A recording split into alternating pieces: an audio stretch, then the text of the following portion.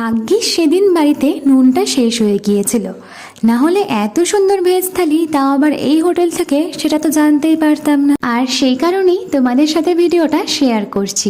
এমন দিনে বাড়িতে নুন শেষ হয়ে গিয়েছিল যেদিন বাড়িতে পাপাও ছিল না। ওই যে কথাই আছে না, সব ঝামেলা একদিনেই হয়।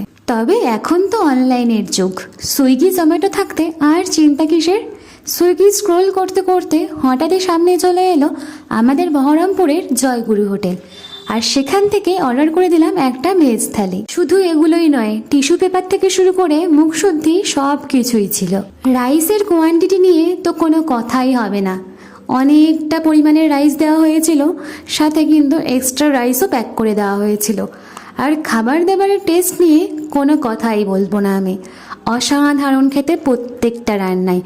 এখনও ওর টেস্ট মুখে লেগে আছে। খাবার যদি এত সুন্দর হয়ে থাকে, যতই ভেজ থালি হোক না কেন, মন খারাপের তো কোনো প্রশ্নই নেই।